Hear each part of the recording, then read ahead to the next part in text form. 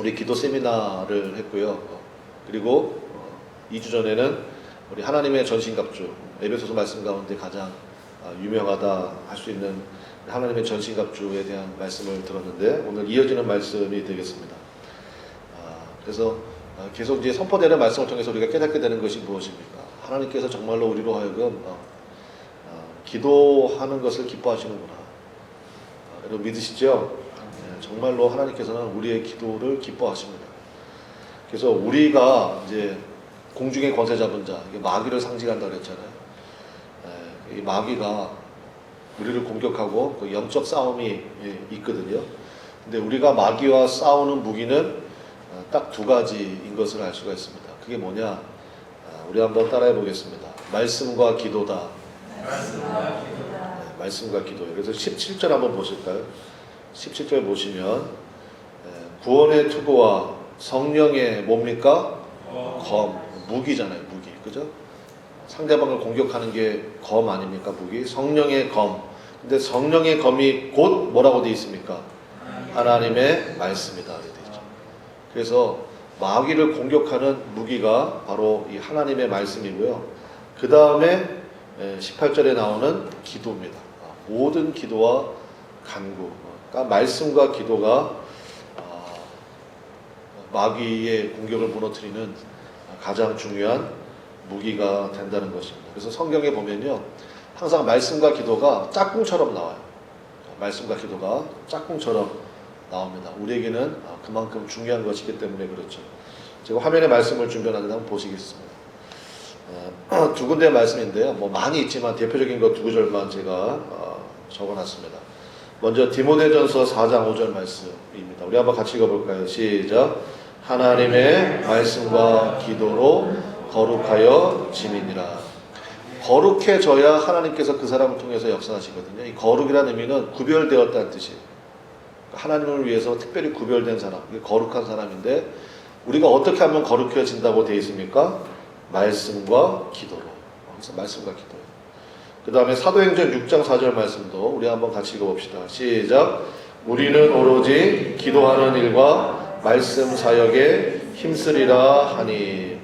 성령 충만한, 그러니까 오순절 마가다락방에 주의 성령이 임했죠. 그 성령 충만한 예수님의 제자들이 결정한 거예요. 회의를 해서 뭘 결정했느냐? 우리는 오로지 딱 두 가지만 하겠다. 첫 번째가 뭡니까? 기도하는 일. 두 번째는요, 말씀 전파하는 일. 여기도 마찬가지로 말씀과 기도, 기도와 말씀이 굉장히 중요하게 대두가 되고 있습니다. 왜 그러냐면 기도와 말씀을 통해서만이 예수님과의 친밀함을 누릴 수 있기 때문에 그래요. 무엇을 통해서만이? 기도와 말씀을 통해서만이 예수님과의 친밀함을 유지하는 힘이 바로 기도와 말씀에 있기 때문에 그렇습니다. 그래서 우리 지난 2주 전에 우리 함께 살펴봤잖아요. 하나님의 전신갑주, 그거 우리가 입는 거예요? 아니면 예수님의 모습이라고 그랬어요? 예수님의 모습이라고 그랬잖아요. 그러니까 싸움은 내가 싸우는 게 아니에요. 예수님의 모습을 얘기한 거예요. 그 하나님의 전신갑주는요, 예수님이 그렇게 우리 가운데 무장하시고 나를 대신하여 싸우신다는 것입니다. 그러면 예수님과의 관계가 굉장히 중요하잖아요. 예수님과의 관계를 유지하는 게 바로 뭡니까? 그게 바로 말씀과 기도예요. 그 말씀과 기도를 통해서 내가 무장하고 내가 마귀와 싸우겠다 이게 아니고, 말씀과 기도를 통해서 예수님과 그렇게 친밀해지는 거예요. 그러면요, 누가 제일 먼저 아느냐? 마귀가 제일 먼저 알아요. 사도행전에 보면 그 스게와의 7 제사장의 아들, 그 아들들이 마귀, 귀신 들린 사람을 이렇게 한번 상대해 봤습니다. 바울이 전하는 예수로 내가 내게 명하노니, 귀신아 나가라, 물러가라 그랬거든요. 근데 그 귀신이 뭐라고 그랬어요? 내가 예수도 알고 바울도 아는데 도대체 너는 뭐냐? 이랬어요. 도대체 니까지 깨? 이러면서 성경에 보면 이쪽은 7명이잖아요. 스게와 제사장의 7 아들이니까 7명이고 저쪽은 한 사람인데, 한 사람이 7명의 옷을 다 벗겨버리고요, 7명이 벗은 몸으로 도망가 버렸습니다. 그게 무슨 얘기입니까? 마귀는 너무너무 잘 알아요. 뭘 잘 아냐? 저거 내 밥이야. 저 사람은 저기에 쉽게 말하면 아킬레스건이야. 저 사람은 저것만 딱 건드리면 꼼짝도 못해. 그게 물질이 됐든 관계가 됐든 뭐 근심이 됐든 그거 하나만 딱 건드리면 저 사람은 내 밥이야. 저거 내가 마음대로 할 수 있어. 그런 사람이 있고요. 마귀가 제일 잘한다니까요. 아이고 무서워라 이런 사람이 있어요. 왜 무서워요? 그 사람 안에는 누가 충만합니까?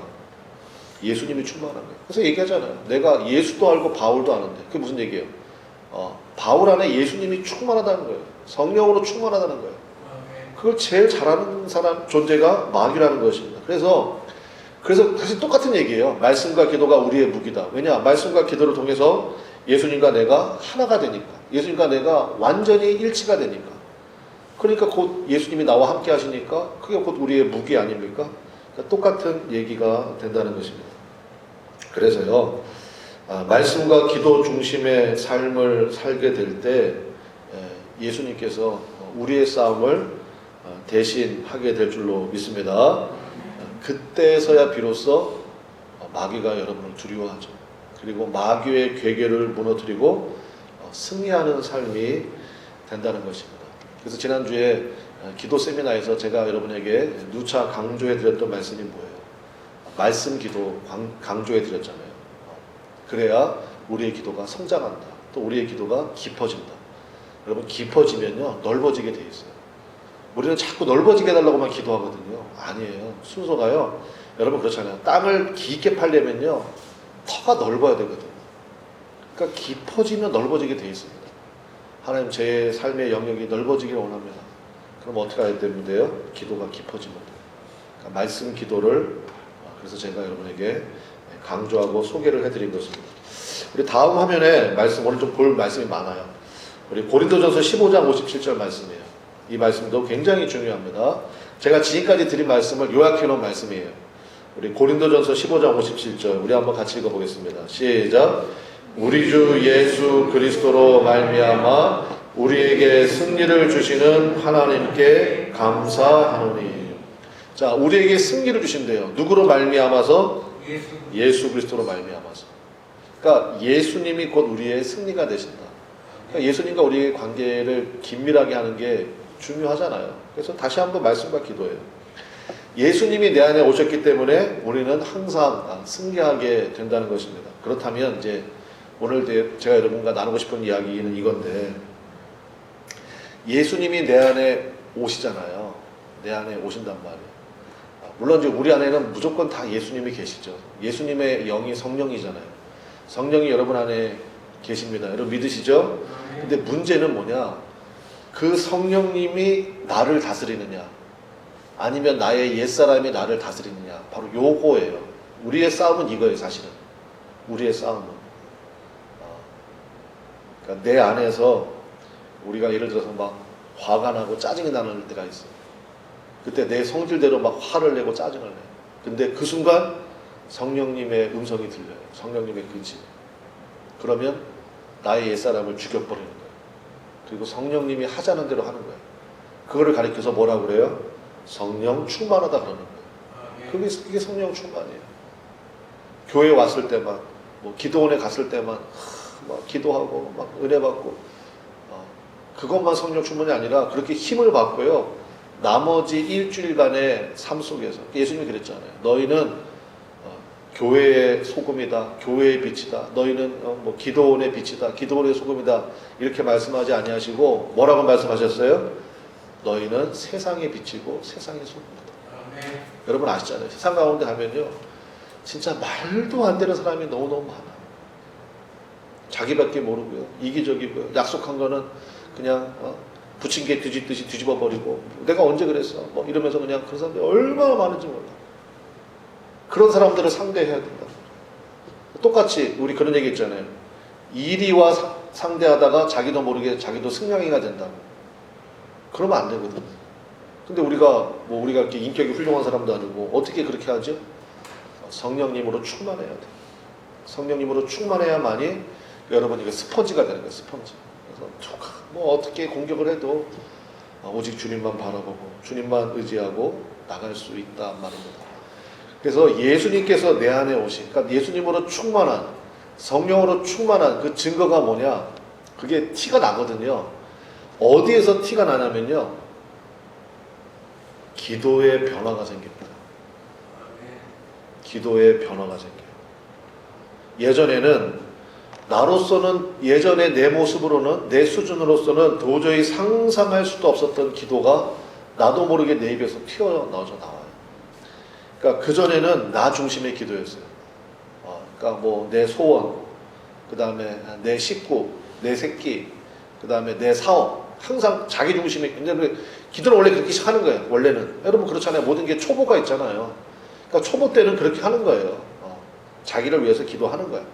그런데 말씀 기도가 그래서 중요하고, 말씀으로 가이드를 받으면서, 말씀과 기도는 여러분 짝꿍이다 오늘 아예 그냥 잊지 마시길 바래요. 그렇게 가이드를 받으면서 기도하면요, 기도하면서 자신이 놀라요. 그래서 여러분 기도가 습관이 되고 계속 꾸준히 하다 보면 여러분 꾸준히 하면 잘하게 되어 있습니다. 그렇죠? 누가 공부 잘해요? 꾸준하게 공부하는 애가 공부 잘하는 거예요. 모든 게 마찬가지잖아요. 그냥 포기하지 않고 꾸준히 하는 거예요. 그러면 잘하게 됩니다. 기도도 마찬가지예요. 계속 기도하는 거야. 그러니까 처음에는 자기를 위해서 기도하세요. 뭐 기도할 것도 없는데 뭐 그거 해야지. 근데 말씀과 함께 버무려져서 기도하다 보면요, 나중에 기도가 성장이 된다고요. 그래서 그 기도가 어떤 기도가 되느냐, 오늘 18절 말씀이 그래서 굉장히 중요해요. 18절 말씀 우리 한번 봅시다. 다시 한번 18절. 모든 기도와 간구를 하되, 간구라는 말은 요청이라는 그런 뜻이 있습니다. 모든 기도와 간구를 하되, 그 다음이요, 다 같이 시작. 항상 성령 안에서 기도하고. 예, 이게 요점입니다. 이제 그 사람은요, 어디 안에서 기도하는 사람이 됩니까? 성령 안에서 기도하는 사람. 항상 성령 안에서 기도하는 사람. 여러분, 우리가 기도의 수준이 바로 여기에까지 이르게 되시기를 주님의 이름으로 간절히 축원합니다.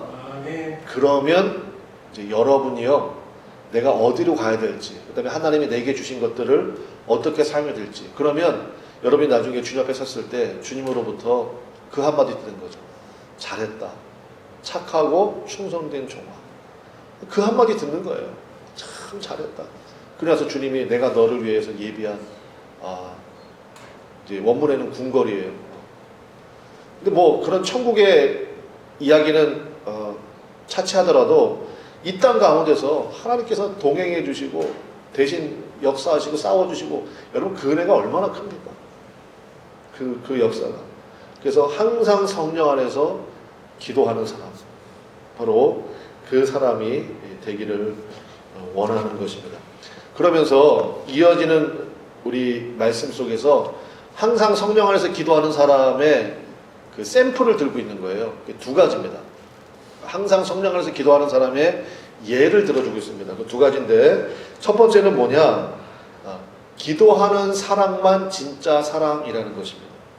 우리 한번 따라해 볼까요? 기도하는 사랑만 진짜 사랑이다. 목사님 제가 교회를 정말로 사랑해요. 근데 교회를 위해서 기도하지 않아. 그건 가짜라는 거예요. 무슨 얘기인지 아시겠어요? 내가 저 사람 정말 사랑한다. 근데 그 사람을 위해서 기도하지 않아. 그럼 그게 진짜 사랑 아니라는 거예요.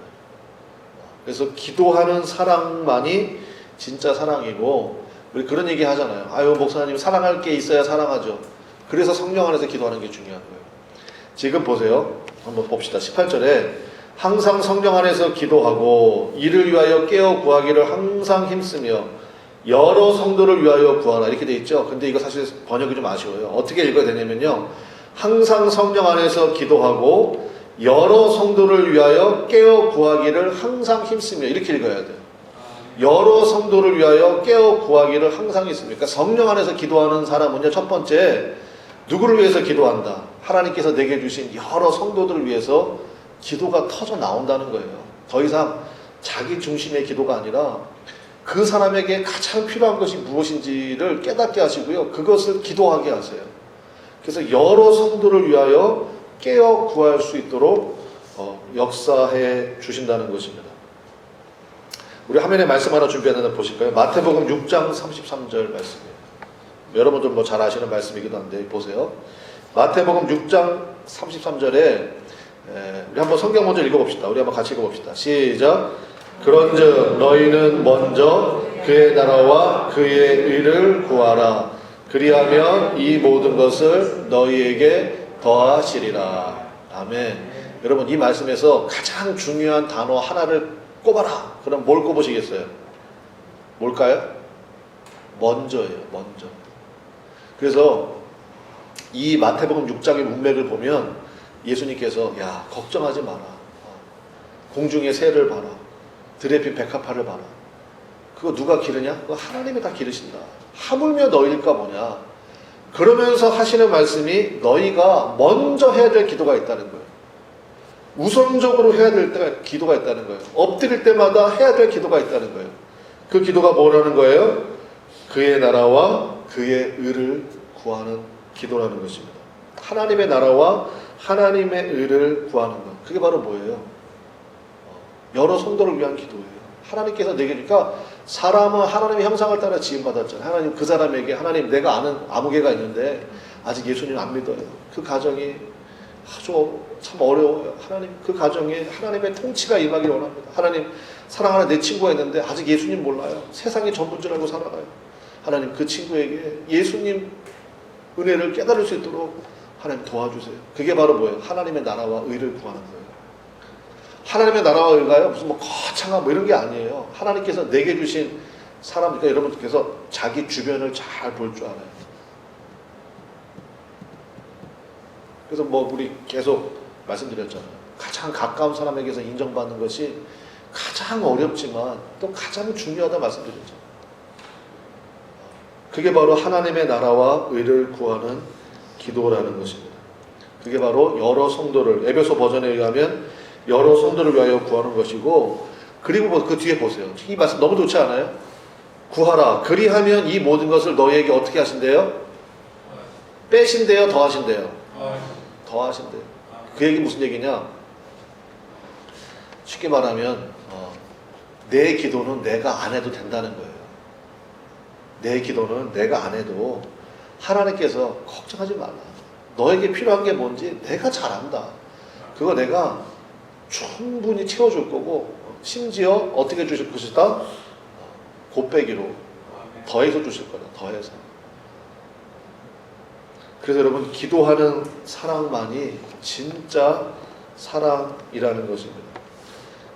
앞서도 말씀드렸지만 여러분 교회를 사랑하시죠?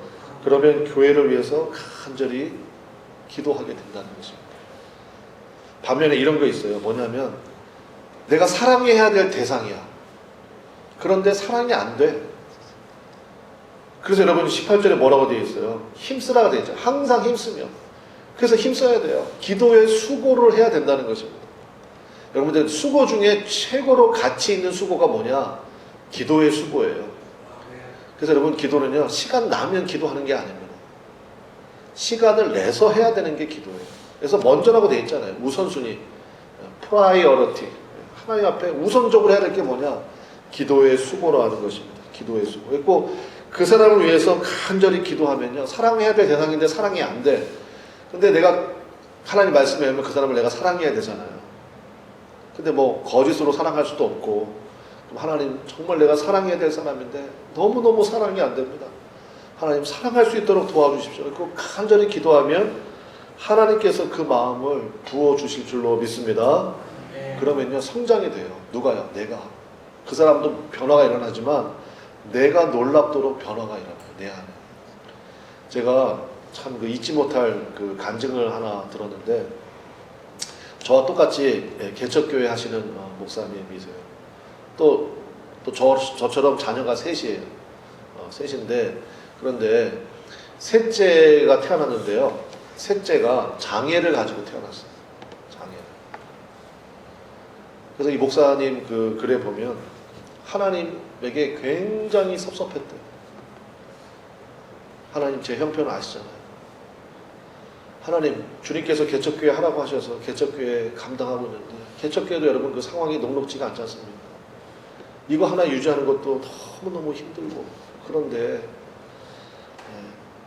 그 아이마저 장애를 갖고 태어나게 되면 하나님 그냥 개척교회 감당하게 하셨으면 아이들은 그냥 내놔도 그냥 지들이 알아서 잘 크고 그냥 밥도 잘 먹고 건강하게 그냥 쑥쑥 크고, 그래야지 하나님. 아니 개척교회 형편 뻔히 아시는 하나님이 셋째 아이까지 장애를 갖고 태어나게 하시면 그 아이 돌보니라고 이게 목회가 되겠냐고 하면서 하나님 앞에 그렇게 섭섭하고 그 목사님 말에 의하면요, 하나님이 무책임하다고까지 느껴졌대요. 하나님 너무 하신다 진짜. 그리고 교인들도 보니까요, 교인들도 참 뭐라고 말도 못하고 민망해하는 눈치가 보이더래요. 사람이 그 눈치가 느껴지잖아요. 그 중에 어떤 사람은 도대체 저 가정은 하나님이 축복하는 가정이 아니고 목사님 가정인데 왜 저래? 막 이러면서 어떻게 기도를 하시길래 우리 앞에서는 하나님 잘 믿는 것처럼 그러더니 어떻게 저런 아이가 태어나? 막 이러면서 막 말은 안 하지만 그런 눈치가 막 보여지더래요. 느껴지고. 더더군다나 제일 힘든 건 누구겠어요? 사모님이죠. 그 사모님도 거기다 글을 쓰셨는데, 사모님은요 울지도 못하는, 제일 힘든 게 그거였대요. 하나님 앞에 가서 마음껏 울고 싶은데 울지도 못하겠더래요. 왜냐하면 울면은 또 그 중에 이제 교회들 중에서 응원해주는 교회들도 있잖아요. 그 교회들이 실망할까봐. 야, 저렇게 신실하고 기도 많이 하는 사모님도 장애야만큼 어쩔 수가 없나봐. 저렇게 슬프게 오시는 거 보니까 막 이렇게 보실까봐 속으로만 오는 거예요. 그러니까 웃지도 못하고 울지도 못하고 너무너무 힘든 상황 가운데 처하게 되었다는 것입니다. 그럴 때 뭐 해야 되죠? 기도해야죠. 그러니까 애가 장애를 딱 봐도 이제 장애를 갖고 타났으니까 딱 보면 알잖아요. 볼 때마다 한숨 나오고 저 어떻게 키워야 되나 염려되고 막 이런 생각이 드는 거죠. 그래서 부부가 결단을 했대요. 하나님 앞에 기도하자. 기도밖에 더 있나. 그래서 정말 여러분 그래서 진짜 사랑은요 기도할 때 나와요. 그래서 하나님 앞에 간절히 기도해요. 처음에는 하나님 앞에 원망도 하고 했겠죠. 그리고 하나님 앞에 부르짖어 기도했어요. 간절히 기도했는데 놀랍게도 목사님에게 사모님에게 동시에 응답이 왔어요. 똑같은 응답이 왔어요. 그 응답이 뭐였습니까? 하나님 응답이 뭐냐면은 내가 이 아이를 통해서 받을 영광이 있다는 거예요. 내가 이 아이를 통해서 할 일이 있다는 거예요. 근데 이 아이가 이 귀한 영혼이 자라야 될 거 아니에요. 그죠? 그래서 하나님께서 찾고 찾으셨대요. 이 귀한 영혼이 정말 사랑을 듬뿍 받고 하나님 앞에 쓰임받는 그날까지 믿음 가운데 자라고 그래서 보호받고 믿음의 담대함을 가지고 자랄 수 있는 그러한 가정을, 그러니까 내가 이 귀한 영혼을 맡길 가정을 찾고 찾으니까 너희들밖에 없더라. 너밖에 없더라. 너밖에. 아무개 목사, 아무개 사모, 너희들 가정 외에는 내가 이 아이를 맡길 가정이 없더라. 요즘에는 멀쩡한 아이도 학대하고 그러죠. 그게 뉴스에 나온 가정만 그렇겠지. 안 나간 가정은 얼마나 더 많겠어요. 내가 이 아이를 맡길 가정이 없다. 이 아이가 사랑받고 그래서 이 아이를 통해서 내가 받을 영광이 있다. 이 귀한 영혼을 통해서 내가 할 일이 있다. 그거를 깨닫고 나니까요 얼마나 감사한지. 그렇지 않겠어요? 얼마나 기쁘고. 그전에는 그 아이가 근심이고 걱정했는데 이제는 그 아이가 증거예요. 증거. 하나님이 우리 가정을 특별히 사랑하신다는 증거. 그래서 찬송이 있잖아요. 높은 산이 거친 들이 초막이나 궁궐이나. 많은 사람들은요 궁궐을 더 원해요. 누가 초막에 살고 싶겠어요? 건강한 아이고 예쁜 아이를 원하지. 누가 장애아기를 원하겠어요? 근데요 기도하게 되면 달라진다는 거예요. 시선이 달라져. 그 다음 가사가 뭐예요? 내 주 예수 오신 곳이 그 어디나 하늘나라. 그래서 예수님과 동행하는 것. 그래서 여러분 천국은요 죽어서 가는 게 아니에요. 이 땅 가운데 말씀과 기도로 주님과 동행하는 그게 천국 아닙니까? 천국의 삶을 사는 거예요. 그러니까 그 다음부터는 이 아기를 바라보는 목사님, 사모님의 마음이 달라지고, 목사님, 사모님 마음이 달라지니까 그 위에 이제 언니 오빠가 있을 거 아니에요. 그 아이들도 그 아이를 대하는 마음이 달라지고, 온 친척들도 그 아이를 바라보는 마음이 달라지고, 교인들도 달라지고. 그래서 여러분 기도하는 사랑만이 진짜 사랑이라는 것입니다. 그래서 기도의 수고를 해야 돼요. 성령 안에서 기도하는 게 그렇게 중요한 거죠. 그러면 이게 나의 약점이라고 느껴졌던 거, 나의 이게 아킬레스건이라고 느껴졌던 게요. 내가 약할 때 강함이 있고. 사도 바울도 여러분 그거 아시잖아요. 간질병, 학자들은 간질이다, 또 뭐 안질이다 이렇게 얘기하는데 뭐 간질이면 어떻고 안질이면 제가 보기엔 둘 다 맞는 것 같은데 가서 생각해보세요. 목사님이 간질병 있다 그러면 교인들의 시험거리잖아요. 실제로 갈라디아 교인들은 그거 가지고 공격 많이 했어요. 하나님의 종이 어떻게 간질병에 걸리냐, 말이 되냐 그러면서 얼마나 공격을 많이 했다고. 그래서 사도 바울도 너무너무 힘들어서 하나님 앞에 기도했대잖아요. 근데 하나님이 뭐라고 그랬어요? 그게 내가 너와 함께하는 증거야. 그래서 사도 바울이 그때부터 나의 약함을 자랑한다 그랬잖아요. 달라지는 거예요. 그래서 예수 믿는 사람은요, 쪼그라들지가 않아요. 가진 거 없어도요, 당당하고 감사하고 기쁘고. 언제 그렇게 돼요? 기도할 때 그렇게 돼요. 그러니까 여러분, 세상의 모든 철학이나 무슨 모든 인문학이나 요즘에 서점에 나오는 책들은요, 이거 어떻게 극복하지? 그 문제거든요.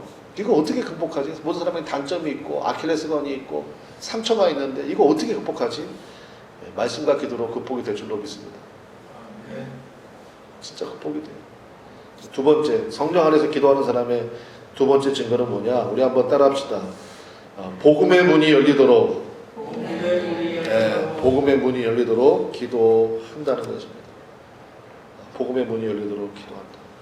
그래서 우리 임명희 집사님이 앉아 계시지만 임명희 집사님 항상 저한테 부탁하시는 게 목사님 누구누구 전도하려고 그러니까 기도해 주세요. 그럼 제가 그거 기도노트 적어놓고요. 계속 기도해. 또 김재복, 그 다음에 거기 대현이, 그 다음에 민기 다 놓고 계속 기도하고, 그 다음에 몇 명 있어요. 계속 기도한단 말이에요.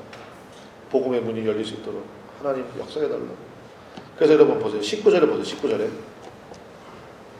19절 첫 마디가 뭡니까? 시작. 또 나를 위하여 구할 것은, 이렇게 되어 있죠. 보세요. 이게 굉장히 중요한데 지금 사도 바울은 어디에 있습니까? 감옥에 있어요. 여러분, 감옥에 있다고. 로마 감옥에 있어. 그러면 한번 생각해 봅시다. 여러분의 목사님이 억울한 일을 당해가지고 감옥에 갔어. 그러면 여러분은 뭐라고 기도할까요? 그죠? 목사님 빨리 감옥에서 나오게 해달라고 기도할 거잖아요. 그죠? 목사님 얼마나 힘드실까? 목사님 빨리 감옥에서 나올 수 있도록, 그리고 감옥에서도 좀 좋은 간수장 만날 수 있도록, 아무튼 그런 기도 할 거 아니에요. 근데 보세요. 사도 바울이 뭐라고 기도하냐면요, 또 나를 위하여 구할 것을. 사도 바울은 지금 로마 감옥에 있거든요. 나 빨리 감옥에서 나오게 해달라고 기도해 주십시오. 이런 얘기가 안 하고 뭐라고 기도하냐면 성령 안에서 기도하기 때문에 하나님의 경륜을 보는 거예요. 왜냐하면 예루살렘에서부터 로마까지 호송이 된 거거든요. 예루살렘에서부터. 왜요? 복음 증거하다가. 예수가 그리스도이다 복음 증거하다가, 근데 사도 바울은 로마 시민권자거든. 그래서 우리 식으로 얘기하면 1심, 2심, 3심 이런 거 있잖아요. 그래서 나는 로마 황제 앞에 가서 심판받겠다 호소한 거예요. 그래서 예루살렘부터 로마까지요, 자기 돈 한 푼도 안 들이고 호송이 된 거야. 그게 하나님의 경륜이죠. 로마, 그 당시 예루살렘에서 로마까지 가려고 해보세요. 돈 얼마나 들겠어요. 근데 자기 돈 한 푼도 안 들고 오히려 바디가드, 이렇게 호의를 받으면서 갔고요. 가는 도중에 풍랑 만났어. 엄청난 풍랑 만나도 배 다 부서졌어요. 그럼 큰일 난 거 아니에요? 하나님이 안 기뻐하나 봐. 이렇게 할 수 있잖아요. 하나님의 경륜을 봐야 된다니까. 풍랑 만나가지고 그 밀레도라는 섬에 들어갔더니 마침 또 거기 보블리오라는 추장의 아버지가 열병이 났어요. 열병이. 아무도 못 고쳐. 근데 사도 바울이 딱 가가지고 예수님의 이름으로 기도하니까 그 병이 깨끗이 난 줄로 믿습니다. 그러고 나니까 추장의 아버지가 그렇게 고침받으니까 그 다음부터 추장이 뭐라고 그러겠어요? 우리는 지금부터 누구만 믿는다? 저 바울이 전하는 누구만 믿는다? 예수님만 믿는다. 그래서 그 섬 전체가 다 집단 구원이라는 거예요. 할렐루야. 그래서 여러분 그 과정들이 있다고요. 그러니까 풍랑을 만났다. 필요하니까 주신 거예요. 믿습니까? 필요하니까. 지금 코로나 팬데믹 때문에 난리다. 여러분 저는 확실하게 믿습니다. 하나님이 필요해서 주신 거예요. 믿습니까? 하나님, 역사의 주인은 하나님이에요. 네, 꼭 회개를 하든지 뭐 전환점을 하든지 필요하니까 주셨다 이렇게 봐야 돼요. 아이고 그러면 세상이 왜 어떻게 되려고 이 지경이요 그러면서 그냥 아이고 못 살아 세상 사람들이 하는 얘기지. 그래서 이 믿음 가지고, 그래서 로마에 딱 갔단 말이에요. 로마 감옥에 있어. 근데 또 거기서 굉장히 좀 인정을 받았나 봐요. 그래갖고 편지를 쓰고 있잖아요. 여러분 그 당시에 편지 쓴다는 건 굉장히 어려운 거예요. 돈도 많이 들고요. 종이가 어디 있어요. 양피지, 양 가죽에다 쓰는 건데. 근데 거기서 편지를 5번이나 보냈다고요. 그 정도로 또 환경은 조성해 주셨다고. 그러니까 사도 바울이 생각하면 생각할수록 기가 막힌 거예요. 너무너무 감사한 거예요. 그래서 나를 위하여 구할 것은 뭐냐? 곧 있으면 내가 로마 황제 앞에 서게 돼서 신문 받게 될 텐데, 그때 하나님이 역사해 주셔서 복음의 비밀을 담대히 증거할 수 있도록 기도해 달라고. 보세요. 기도의 차원이 다르잖아요. 하나님, 나 빨리 감옥에서 나가게 해주세요. 아니, 하나님이 뜻이 있어서 보내신 건데 거기서 왜 나와? 그러니까 성령 안에서 기도하는 게 바로 그런 거예요. 그래서 기도의 차원이 달라지잖아요. 20절 보겠습니다. 20절에 보면 이 일을 위하여, 그러니까 복음 증거하는 거, 이 일을 위하여 내가 쇠사슬에 매인 사신, 여기서 말하는 사신은 대사예요. 엠베세더, 주한대사, 주중대사, 주미대사, 아시죠? 대사관, 대사, 그 대사예요. 내가 하나님 나라의 대사가 됐다는 거예요. 사슬에 묶인 채 했고, 아니 그렇지 않고서야 자기가 로마 황제 앞에 어떻게 서겠어요? 로마 황제가 만나면 주나? 안 만나주지. 근데 심판을 받아야 되니까 로마의 최고위층들 다 만나게 될 거 아니에요. 너 왜 로마 시민권자가 예루살렘부터 잡혀서 여기까지 왔냐? 그러면 얘기할 거 아니에요. 그 복음을 증거할 때 담대히 증거할 수 있도록 도와주시고, 그 복음을 듣는 그 사람들이 변화되도록 역사해달라고. 그래서 그때는 아니지만 사도 바울 이후로 250년 뒤에 로마 전체가 기독교 국가가 된 줄로 믿습니다. 그런 거예요. 그런 거. 하나님의 경륜을 바라보게 되는 거죠. 말씀의 결론 맺겠습니다. A.W. 토저라는 분이 있습니다. 위대한 설교가며 영성가예요. 이분이 이런 얘기했어요. 기도에 대한 얘기 중에 이런 얘기했습니다. 뭐라고 말씀하셨냐면은, 열심 있는 성도, 교회 가운데 그냥 대충 다니는 분들이 있는데 열심 내는 성도는 굉장히 귀하잖아요. 그런데 이런 얘기했어요. 열심 있는 성도의 가장 큰 위험은 하나님의 일이 바빠서 기도할 시간조차 없을 때다. 기도가 빠진 열심은 결국 믿음의 공동체에 큰 시험거리가 될 수밖에 없다. 굉장히 열심히 해. 막 열심히 하고 목사님들 잘 섬기고, 그런데 뭐를 안 해요?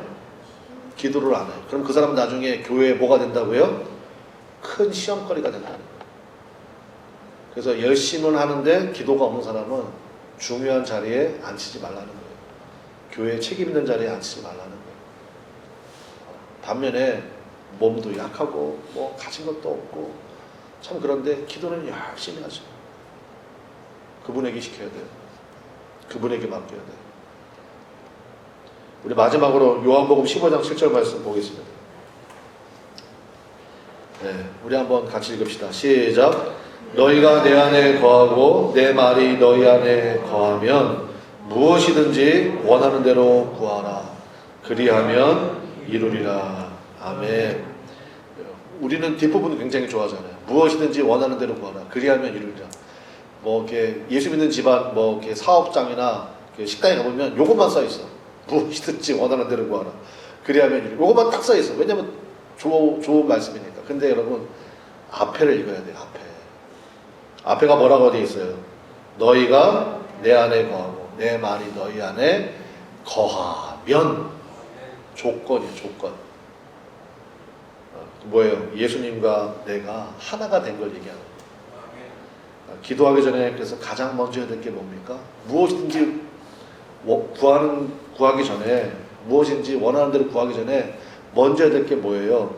예수님과 내가 시선이 맞았나? 예수님의 마음과 내가 한 마음인가? 이거를 가장 먼저 확인해야 되는 거예요. 예수님을 내 안에 모시는 거예요. 그게 바로 성령 안에서 기도하는 사람이라는 것입니다. 여러분 그거 있잖아요. 그러니까 어떻게든지 기도를 이제 하시라고요.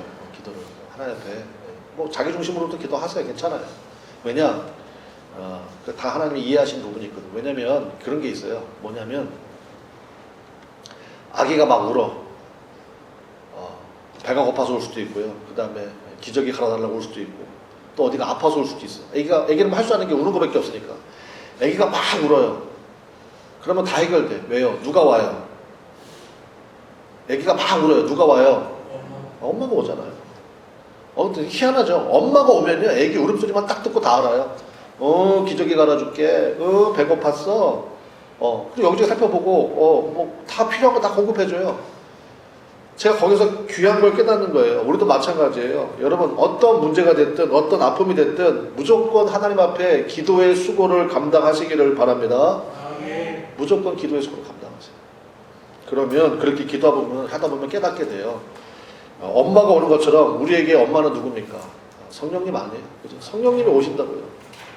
성령님이 오셔서 그 다음부터 깨닫게 되는 거예요. 성장이 돼요. 예수님이 내 안에 가고 내가 예수님 안에 거하고 그러면 그 다음부터는 뭐예요? 예수님만을 구하게 돼요. 예수님만. 결국은 예수님이구나. 예수님만을 구하게 된다는 것입니다. 여러분 우리 모두가 이런 깊은 기도의 자리까지 나가게 되시기를 주님의 이름으로 간절히 축원합니다. 그래서 여러분 우리 성령 안에서 기도하는 우리 모두가 되십시다. 그러면 우리께서 성령께서 우리를 통하여서 하나님의 놀라운 경륜을 보게 하시고 기도하게 하실 줄로 믿습니다.